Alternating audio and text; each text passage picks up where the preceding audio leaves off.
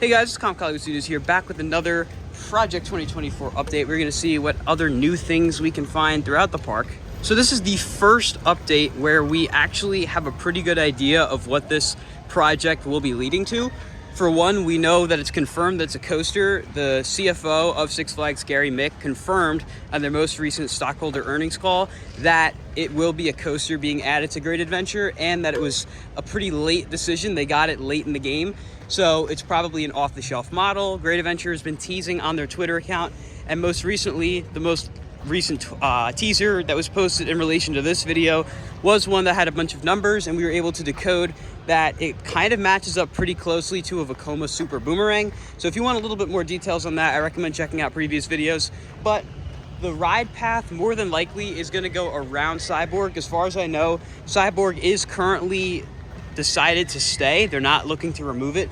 So the Super Boomerang will kind of go from here through the Arboretum back towards catering.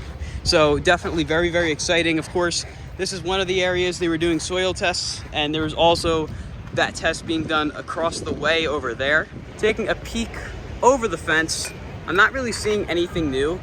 Personally, again, I don't know the exact layout, well, not necessarily layout, but the exact placement of this attraction. I think it's gonna be more skewed towards the catering area, as there's a ton of markers back there. And Jack was able to find that there's a giant circle that is over there in the catering area, which we saw last week at Thrillathon. I have the clip on screen now. And that circle very well could be the giant circular column in the middle of the Super Boomerang, which holds the spike track. So that's definitely something to keep an eye out for. Of course, there's a ton of markers even outside of that straight path, so that could just be for different areas of concrete being redone. Again, I'm not sure that this ride is gonna get removed. I think they're gonna try to work around it. There's been so much work done to it that I think it'd be pretty surprising to see them just take it out. We're gonna see what we can see over here, if there's anything new in terms of markers in the catering area. Would match so up that pretty circle I was talking about is right over there by those picnic benches. Like I said, you saw the clip on screen. So I'm not really seeing anything new around it. We still have that marker right there next to that cone.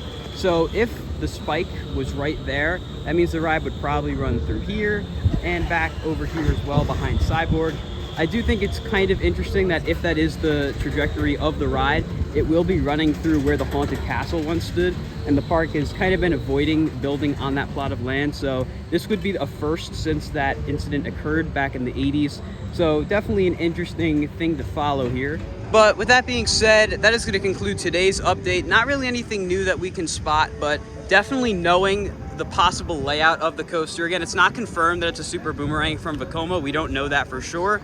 But if it is, I think it's going to be a great fit for the park.